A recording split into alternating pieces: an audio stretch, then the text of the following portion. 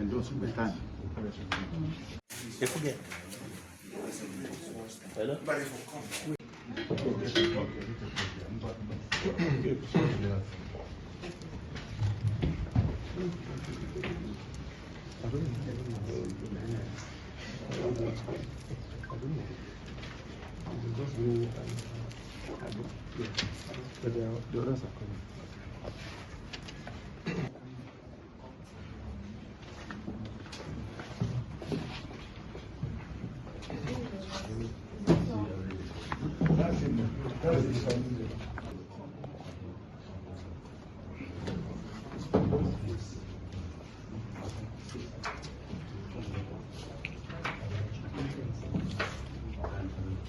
And not at the EFC Correctional Center.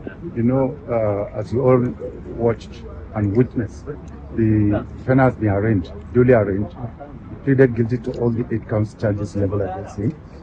Naturally, before commencement of trial, the place of abode for him shall be nowhere other than the correctional center. And that's the application we made to the Honorable Court. But they desired that the man should just walk home from here, while there is a pending formal bail application that has been filed before the Honorable Court, which we, prosecution, need to react to.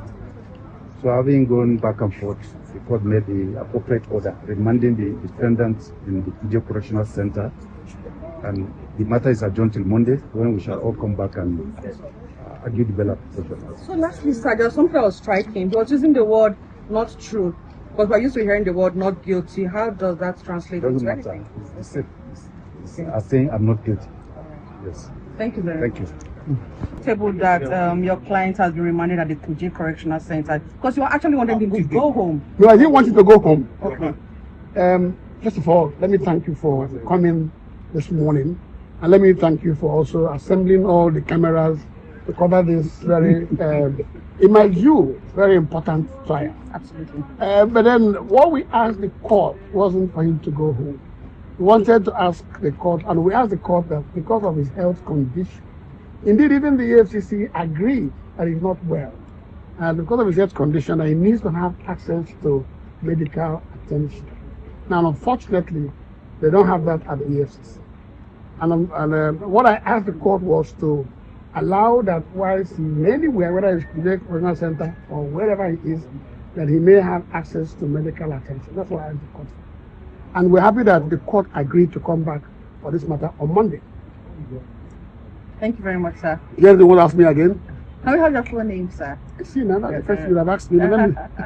My name is Patrick Kuje. Okay. I'm a senior advocate of Nigeria. And I'm the counsel with my other colleagues for the distinguished senator and the former minister and former governor of my dear state, Anambra State, Dr. Chris Ngige. Okay, before you go, can we just ask you one? You had, or you felt that it was not so strong enough for it to be here. Wow. And the EFCC said it was very strong. Very strong for it to be here. That ending 5 years imprisonment. How do you feel about the charge sheet? Oh, no. The charge sheet, mind you that, this charge is a matter that has been proved by evidence. But if you see the charges against the former minister, charges are that he used his position as the vice minister of the NICATF to award contracts to his associates. And what I said to the court was that I'm happy that there's no allegation, and this is something that's worrisome in our country. There's no allegation that the former minister embezzled funds belonging to the federal government or funds belonging to the ministry where he was the minister, but that contracts were given to his cronies or his associates. And then it's worrisome because I know that all government parastatals, including the NSITF or even the Ministry of Labour, all government parastatals ought to have a contract tenders board.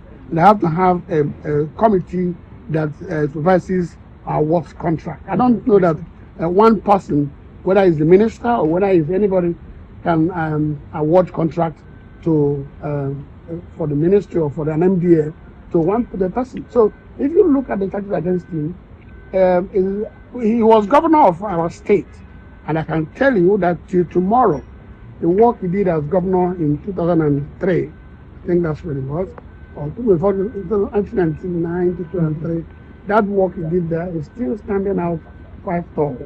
And he was a senator, and I'm happy that there's no charge now against him, because people must know this. He's not being charged for embezzling funds of the federal government. That's something that is important to make to the world to know. So I'm happy that all he's being charged for is that the process of award of contract by the parastatal where he was minister. That's what he's being charged for. So we will see how the prosecution, who they bring as their witnesses. I'm sure that each parastatal, each ministry has a PAMSEC, and each MD has a chief executive. So let's see how he bypassed all these officers and then awarded contracts to his associates. And it will come to light also whether these contractors were indeed qualified to award the contract and whether they indeed executed the contract. Yes. Well, let me push my luck a little bit, sir. But the gifts from this. Oh no. Well, I don't want to start doing the case on television. And I'm not talking to you guys because today is Friday. And the first time I'm seeing you, and there's a lot of cameras there. Ordinarily, I don't do my case on TV. When they alleged he received gift from the campaign organization on the Scholarship Foundation, well, I have a foundation myself.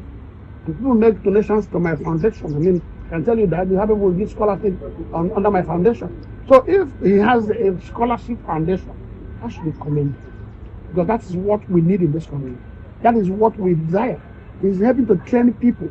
So if anybody makes a donation to that scholarship foundation, it's not they gave, and you know that the charge not that anybody gave money to Dr. Chris Ngige. The scholarship foundation, which I'm sure has a board of trustees. You understand that? That's why I say that the charges against him, to my mind, are not enough serious. They are serious. They are very serious charges. But then we are living in a country where we must speak truth to ourselves. Thank you very much, sir. Any other question? Thank you, sir. Thank you. So now we